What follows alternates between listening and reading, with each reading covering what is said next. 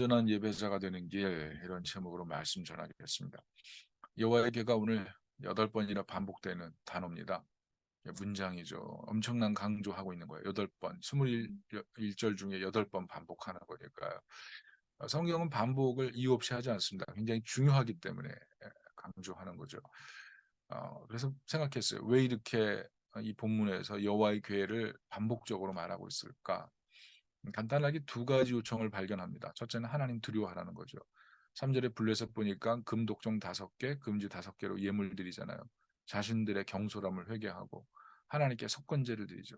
그리고 암소를 수레에 메어 가지고 베스메스로 보냅니다. 뭐 17절에 보니까 금독정은 아스돗, 가사, 아스글론, 가사, 가드, 에그론 이렇게 하나씩. 어, 그리고 뭐쥐 같은 경우에는 뭐 땅을 더럽히는 뭐 짐승이라고 해가지고 하나님 앞에 속건제로 지금 드리고 있어요. 하나님 두려워하는 거죠. 재앙 때문에 사람들이 막 죽고 괴로우니까 하나님 무서운 거 깨달았어요.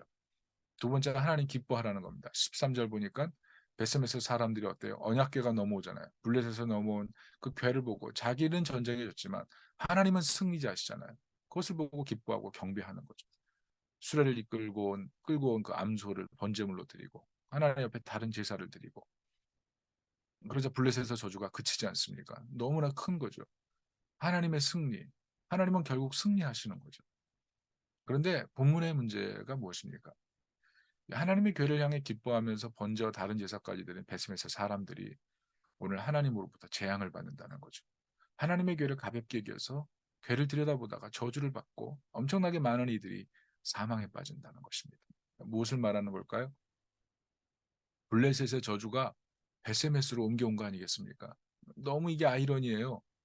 언약 백성에게 돌아온 교회, 하나님의 승리를 기념하는 이 교회를 위해 지금 예배까지 드렸잖아요. 그런데 멸망했습니다. 이 본문에서 정말 우리가 깨달아야 될 것이 무엇인지를 잘 생각해 볼 필요가 있어요. 그게 무엇일까요? 겉으로는 두려워해라, 하나님을 기뻐해라 이런 거 표현해 볼 수 있지만 근데 정말 이 본문에서 우리가 깨닫게 하는 것은 하나님 섬길 때 두 가지 감정이 같이 있어야 된다는 겁니다. 첫째는 하나님을 두려워함, 두 번째는 하나님을 향한 감정적인 기쁨, 감정적인 사랑. 이게 같이 있어야 된다는 것입니다. 왜 이 얘기를 하냐면 보통 사람들은 좀 편향적인 것 같아요. 본문에서 블레셋 어떻습니까? 속건제까지 드렸잖아요. 그러니까 그런데 하나님의 교회가 빨리 떠나기를 바라잖아요. 두려움이 너무 많아진 거예요. 두려움만 있고 하나님을 향한 사랑의 감정이 없으니까 하나님 빨리 떠나세요. 하나님에게 빨리 보내버리자. 이런 상태가 돼요. 두 번째 베스메스는 어떻습니까? 하나님 교회를 보고 온갖 예배를 다 드렸어요. 근데 정작 하나님 경외할 줄 모르는 이가봇의 상태는 베스메스에 지속되고 있죠. 사랑의 감정은 있어요. 그런데 하나님을 향한 경외심은 없어요. 제멋대로죠. 블레셋은 저주가 임하는 것을 보고 하나님의 괴가 있는 게 기쁘지 않은 거예요. 베스메스를 보세요. 하나님의 괴가 와서 예배까지 드렸어요. 사랑의 감정 다 표현했어요. 그런데 재앙이 오잖아요. 그러니까 이제는 하나님 나를 떠나소서. 하나님의 교회를 빨리 보내버리고 싶은 거죠. 베세미스와 블레셋의 상태는 사실 지금 똑같아요. 저는 이것이 오늘날 현대인에게 있는 똑같은 감정이 아닌가 생각해요. 하나님 경외하지만 사랑하지 않아요. 하나님 사랑해요. 그런데 경외하지 않아요. 오늘 본문이 알려주는 게 이거라고 생각해요. 하나님 경외해요. 사랑하지 않아요. 하나님 사랑해요. 그런데 경외하지 않아요. 오늘 본문이 알려주는 것은요. 블레셋과 베세메스 이 두 사람들이 모두 다 구원받아야 될 존재라는 거죠. 하나님을 두려워하고 사랑함은 하나님을 섬기는 사람들에게 늘 유지되고 살아있는 상태인 것인데 오늘 본문에서는 하나님의 교회 앞에 누구도 이 두려움과 사랑으로 하나님 앞에 서지 못한다는 것을 보여주고 있다는 거죠. 그런데 우리는 어떻습니까? 하나님을 정말 두려워하십니까? 하나님을 정말 사랑하십니까? 혹시 편향되어 있지는 않습니까? 제멋대로거나 아니면 하나님 너무 두려워서 공포적인 신앙생활을 하고 계시지는 않습니까? 오늘 가장 슬픈 일이 뭐예요? 저는 베세메스 사람들이라고 생각해요. 여호와의 괴를 보고 하나님의 임재와 영광의 상징인 그 기리한 여아림으로 법궤를 보내버리잖아요. 하나님의 영광과 임재의 상징이 지금 자기 동네로 왔으면 그것 때문에 기뻐하고 즐거워해야 되는데 그 임재의 상징인 법궤를 기럧 여아림으로 보낼 수밖에 없는 이 베세메스의 영적인 상태. 블레셋도 마찬가지 아니에요. 하나님의 인자와 영광의 상징이고 하나님으로 말미암아 엄청난 변화가 일어나는 것을 바라보면 하나님 왜 엎드려야 되는데 그렇게 하지 않아요. 떠나 보내기만을 바쁘죠. 21절 보세요. 전령들을 기럧 여아림 주민에게 보내어 이르되 블레셋 사람들이 여호와에게를 도로 가져왔으니 너희는 내려와서 그것을 너희에게로 옮겨가라. 여호와의 궤가 있는 것이 부담이에요. 이게 큰 은혜인데 부담이에요. 빨리 떠나소서. 여러분 언제 부담돼요? 하나님의 은혜가 너무 풍성하면 이게 자신의 삶에 어떤 하나님의 임재를 통해서 죄를 발견하고 무서움을 깨닫는 순간에 그 영광 속에 더 들어가려고 하는 게 아니라 어떤 사람들은 그 큰 은혜를 발견하고 도리어 떠나기를 원하는 사람들도 있습니다. 이게 본문에서 발견하는 엄청난 슬픔이에요. 하나님의 임재, 하나님의 영광, 하나님의 축복, 하나님의 승리, 이게 법궤인데 언약 백성이라도 제멋대로의 마음을 갖고 있고서는 결코 은혜 속에 들어가는 것이 아니라 도리어 그 은혜 밖으로 나가려고 하는 그런 내적 충동이 있는 거예요. 왜? 제멋대로인 삶을 계속 살고 싶거든요. 그게 진짜 슬픈 거 아니에요? 하나님의 은혜가 내 삶에 충만해서 나로 하여금 죄와 결별하고 하나님을 경외하는 감정을 통해서 하나님을 진정 사랑하는 단계로 나가야 되는데 그냥 내 마음대로 하고 싶은 거죠. 오늘 우린 본문을 보면서 이 두 가지 부류 중에 내가 어디에 속해 있는지를 좀 발견할 필요가 있어요. 결국 하나님을 온전히 알고 있지 못한 거예요. 블레셋이나 베세메스나 하나님을 온전히 알고 있지 못하니까 은혜를 떠나려고 하는 거죠. 누가복음 15장에 보면 탕자 비유가 나오는데요. 이 탕자 비유가 딱 여기 맞지 않나 싶어요. 아버지의 그 놀라운 사랑의 은혜를 발견했지만 집을 나가잖아요. 그게 탕자의 마음 아니에요. 은혜를 떠나는 탕자의 마음. 그게 오늘 블레셋과 베세메스의 마음인데 그게 바로 우리 안에 있는 마음이라는 것입니다. 그런데 여기서 발견한 은혜가 무엇입니까? 하나님을 떠나는 탕자들을 기다리는 하나님처럼 아버지처럼 오늘 하나님께서 이 베세메스와 블레셋을 향해서 하나님이 가지고 계신 그 안타까운 마음을 표현하는 그 도구가 있다는 거죠. 그게 무엇입니까? 그게 누굽니까? 오늘 7절 보니까 이렇게 써 있습니다. 그러므로 새수레를 하나 만들고 멍에를 메어보지 아니한 젖나는 소 두 마리를 끌어다가 소의 수레를 메우고 그 송아지들은 떼어 집으로 돌려보내고. 무슨 말이에요? 여러분 오늘 본문에 보면 하나님의 구원을 섬기면서 하나님을 정말 기쁘시게 하는 한 대상이 있어요. 그 대상이 누구냐 하면 사람이 아닙니다. 그 대상이 누구예요? 암소예요, 암소. 오늘 블레셋 사람들을 보세요. 저주가 무서워서 송아지를 낳고 술에 멍에도 메어보지 못한 두 마리 암소에게 여호와의 궤를 실은 수레를 메어서 베스메스로 보내요. 짐승도 새끼 귀한 줄 압니다. 특별히 송아지들은요, 끔찍해요.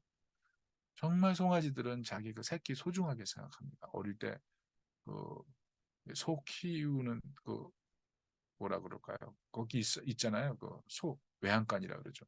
거기 가면 소 어미 옆에 싹 송아지 나오면 막 핥고 막 혀로 막 다 핥아가지고 깨끗하게 만들고 얼마나 사랑해요.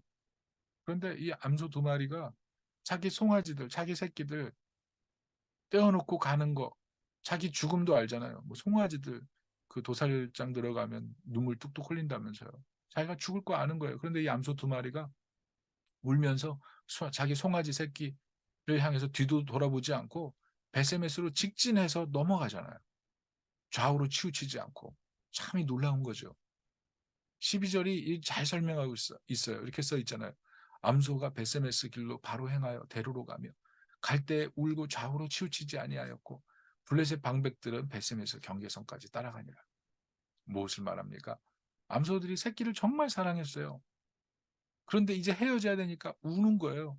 그런데 수레를 계속 끌고 가요. 자기 송아지들, 자기 새끼들이 너무 그리운데 뒤도 한번 돌아보지 않고 베세메스로 넘어가는 거예요. 무슨 말합니까?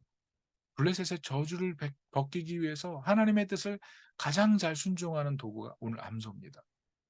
그리고 베세메스의 가장 큰 기쁨을 전달하는 존재도 암소예요. 암소가 희생하잖아요. 암소가 희생돼서 제물로 드려지면서 이 베세메스 이스라엘에 임했던 이가봇의 저주를 이 끊어내고 풀어내는 엄청난 역할을 지금 하고 있는 거예요. 그게 오늘 암소예요. 암소가 자신을 하나님께 예물로 드려서 블레셋의 저주를 풀고 이스라엘의 이가봇의 저주를 풀고 있는 거잖아요. 너무나 아름다운 역할. 이게 바로 오늘 암소가 하는 일이죠. 여러분, 이 암소의 하는 일을 보면서 우리가 뭘 느낍니까? 네, 예수 그리스도를 발견해요. 죄의 멍에를 지고 하나님의 괴를 지고 하나님의 괴를 섬기며 최후의 제물이 돼서 하나님과 인간 사이의 골을 다 메워버리시잖아요. 자신의 사랑하는 제자들, 사랑하는 백성들, 그 대상들을 살리기 위해서 슬피 울며 이 모든 일들을 완수해가는 어린 양 예수 그리스도. 무엇을 생각합니까? 인간은요, 하나님 앞에서 이 두려움과 사랑을 균형 있게 가질 수 있는 능력이 없어요.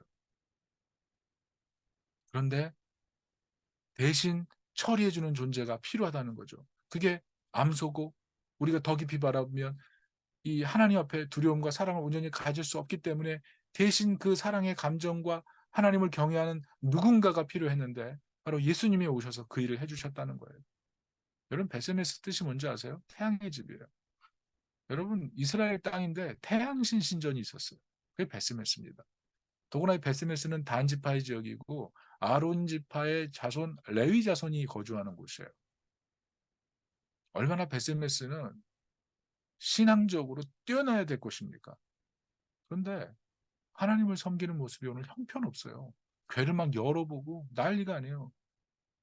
그리고 이 보세요. 레위 자손이 거주하는데 수레를 매가지고 또 지금 기럇여림으로 보내잖아요. 이 하나님 섬기는 모습이 형편없거든요. 오늘 베세메스는 회개하지 않는 이스라엘을 그대로 보여주는 거예요. 예배 드렸어요? 그런데 회개가 없어요. 예배 드렸어요. 그런데 하나님의 영광을 몰라요. 법궤는 왔어요. 그런데 하나님께 돌아오지 못한 거죠. 교회 와 있어요? 근데 발걸음만 와 있는 거예요. 그 마음은 하나님의 성전 안에 들어와 있지 못한 거죠. 얼마든지 우리 그럴 수 있습니다. 예배 드렸는데 여전히 마음은 이가보시죠. 만약 이렇다면 어떻게 되겠습니까? 우리는요, 어떻게 보면 하나님 앞에 온전히 예배드릴 수 없는 절대적인 무능의 존재예요. 그런데 오늘 암소가 그 저주를 풀고 예배할 수 있도록 돕고 있잖아요. 우리는 이 암소를 통해서 우리에게 임한 은혜가 얼마나 큰지를 생각해야 돼요. 우린 죄로 인해서 하나님 경외하고 하나님 사랑할 수 없는 상태예요. 우리 인력으로는 하나님 앞에 예배하는 게 불가능해요. 온전히 예배하는 건 불가능해요. 예배 자리에 와 있지만 우리 마음은 이가보시거든요. 그런데 예수님께서 하나님과 우리 사이의 중재자가 되셔서 죄로 맡긴 하나님과 우리 사이를 완전히 통하게 만들어 버리셨잖아요. 희생제물 되시고 또 성령을 보내셔서 이제는 하나님을 기뻐하고 하나님을 경외하게 만드셨잖아요. 여러분, 우리에게 보내신 이 성령의 능력이 얼마나 위대하고 아름다운 건지를 생각해야 돼요. 우리 안에 성령이 임하시면 기뻐하게 돼요. 성령이 임하시면 하나님을 경외하게 돼요. 말씀이신 예수님께서 우리 안에 임하셔서 하나님의 법궤가 임한 성전이 된 우리잖아요. 성전이 성전이 되었기 때문에 이제는 성령이 임하시는 존재가 되는 거죠. 오늘 기럇여림으로 법궤를 실은 그 수레가 이동하는데요. 우리가 이제 그 법궤가 이동해 들어온 새로운 기럇여림이 된 거예요. 우리가 하나님의 성령임한 예배처와 예배자가 된 거죠. 이것을 바울이 고린도전서 3장 16절에 이렇게 얘기합니다. 너희는 너희가 하나님의 성전인 것과 하나님의 성령이 너희 안에 계시는 것을 알지 못하느냐. 여러분, 오늘 베스메스 사람과 블레셋 사람들을 바라보면서 우린 참 어떻게 이럴 수 있느냐 그러지만 사실은 여기 있는 사람들의 모습이 우리와 너무나 유사하다는 것을 깨닫게 되고 이런 유사한 상태에서 우리는 벗어날 수 없는 연약한 존재임을 고백할 수밖에 없는 거죠. 그런데 이런 상태를 완전히 변화시키는 능력은 우리 안에 있는 것이 아니고 우리 안에 임하신 성령의 능력으로만 우리는 온전히 예배하고 하나님을 기뻐하고 하나님을 사랑할 수 있는 거예요. 우리는 매번 예배 때마다 이 사실을 발견해야 돼요. 내가 왔으니 예배 드리니 하나님 얼마나 기뻐하실까가 아니고 사실은 예배 자리에 온 것도 하나님의 은혜지만 예배 와서 하나님을 온전히 예배할 수 있는 능력 자체가 내게 없으나 내 안에 계신 성령께서 하나님을 경외하게 하시고 하나님 사랑하게 하심으로 온전한 예배자가 되었습니다. 이 감격으로 하나님께 예배드리는 거죠. 요한복음 44장 23절에 예수님은 이 변화를 이렇게 말씀하시죠. 아버지께 참되게 예배하는 자들은 영과 진리로 예배할 때가 오나니 곧 이때라. 아버지께서는 자기에게 이렇게 예배하는 자들을 찾으시느니라. 예수 그리스도 오심으로 우리는 이제 성령으로 말미암아 하나님 경외하고 마음을 다해 사랑을 다해 뜻을 다해 힘 다해 목숨 다해 하나님을 온전히 예배하는 예배자로 변화된 것입니다. 그러므로 우리가 어떻게 살아야 될까요? 오늘 본문에 보면 완전한 예배의 실패잖아요. 완전한 예배의 실패. 주님 예배자 찾으세요. 다시 한번 우리는 오늘 본문을 보면서 예배의 실패를 바라보며 나는 과연 예배자인가? 온전한 예배자인가? 성령의 능력으로 예배드리는 예배자인가? 아니면 그냥 인간적인 생각, 변하지 않은 채 그냥 예배 자리만 와 있는 예배자인가를 한번 돌아볼 필요가 있어요. 오늘 베세메스 그리고 블레셋의 마음이 내 안에 있지 않은지를 돌아봐야 돼요. 성령께서 내게 원하시는 것을 내가 순응하고 반응하고 기뻐하고 즐거워하며 경외하며 나가고 있는지를 바라봐야 되는 거죠. 오늘 이 본문이 요구하는 것은요, 예배자예요. 하나님께서 가장 지금 목말라 하시는 것이 온전한 예배자, 그 예배자를 찾으시는 거예요. 십자가의 보혈을 붙들고 성령을 힘입어서 하나님 사랑하고 하나님 기뻐하고 하나님을 향해 온전한 예배를 드릴 그 사람을 하나님 찾으시는 거예요. 오늘 이스라엘에 그런 사람이 없었어요. 블레셋에 그런 사람이 없었어요. 기럇 여아림으로 넘어갔고 이제 우리가 그 예배자로 서게 된 거죠. 어떻게 됩니까? 예배자를 찾으시는 그 하나님 앞에 예배자를 데려와야죠. 우리가 예배자가 되고 이 복음을 전해서 예배자를 찾으시는 하나님 앞에 예배드릴 수 있도록 누군가를 데려오는 것. 그게 하나님 원하는 게 아니겠어요? 여러분, 복음 전하는 것이 참 이 시대 어려운 것 같아요. 너무 창피하고 복음을 거부하는 사람도 너무 많을까 봐 전하지 못하고 있는 거죠. 그런데 사실은 너무 세상 살기 힘들지 않아요? 세상의 짐이 너무 무겁지 않아요? 요즘 택시 하시는 분들 중에 자영업자들 되게 많대요. 먹고 살기가 힘드니까 세컨잡, 투잡 뛰는 거예요, 투잡. 그러면서 일하는 거죠. 버텨나가는 거죠. 얼마나 힘들어하는지요. 근데 그런 사람들에게 거절당할까 봐 아무것도 하고 있지 않다면 그 괴로움과 그 무거운 짐을 어떻게 해결해 줄 수가 있습니까? 우리 좀 피곤하고 우리 좀 안 한다고 우리 안 하면 좀 편하겠지만 복음이 전하지 않아서 예배자를 찾으시는 그 하나님 앞에 아무도 데려올 수 없다면 얼마나 하나님 마음이 아파하시겠어요. 다시 한번 겟세마네에서 땀방울이 핏방울이 되기까지 기도하신 예수님처럼 기도하면서 십자가에서 인간의 모든 형벌을 참아내시고 불편함을 참아내셨던 예수님처럼 그 불편함을 참아내면서 복음을 전해야 되지 않겠습니까? 희생제물이 되셔서 예배를 할 수 있도록 길을 열어주신 그 예수님의 사랑만이 우리 인생의 짐을 해결하고 하나님께 나와 예배할 수 있게 만들어주지 않습니까? 바울은 골로새서 1장 24절에 나는 이제 너희를 위하여 받는 괴로움을 기뻐하고 그리스도의 남은 고난을 몸된 교회를 위하여 내 육체에 채운다 그랬어요. 우리가 복음을 위해서 좀 고난 감수합시다. 복음을 위해서 너무 고난을 감수하려고 하지 않고 복음 전하려고 하지 않으니까 삶의 능력도 없고 다른 사람들 앞에서 내가 그리스도인답게 살지도 못하니까 다른 사람한테 손가락질 받을까 봐 아무것도 못하니까 정말 무능한 그리스도인 되지 않습니까? 오늘날 사회에서 뭐 그렇게 숨을 필요 있나요? 전도지 들고 나가서 복음 전하고 누가 뭐 얼마나 신경 씁니까? 사람들이 다 우리만 바라보나요? 그렇지 않잖아요. 우리가 일사각오의 정신을 가지고 좀 복음 전해야죠.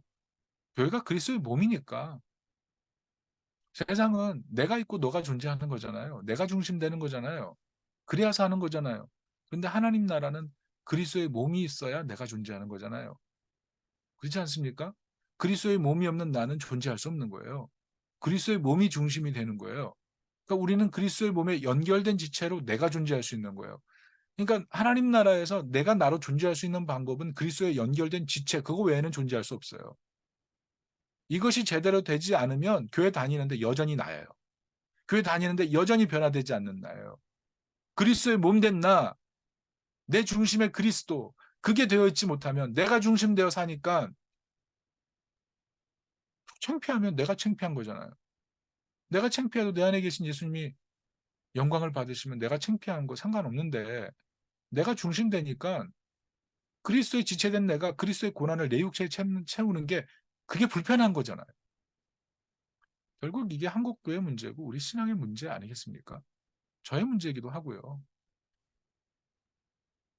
내가 중심되면 어떻게 변하겠어요? 근데 그리스도의 몸으로 내가 존재할 때 우리는 진정한 나로 존재할 수 있는 거예요. 바울의 얘기를 유심히 들어야 돼요. 성령에 사로잡혀서 그리스도의 남은 고난을 교회를 위하여 자기 몸에 채우려고 하는 이 바울의 마음이 우리의 마음 돼야 되지 않겠습니까?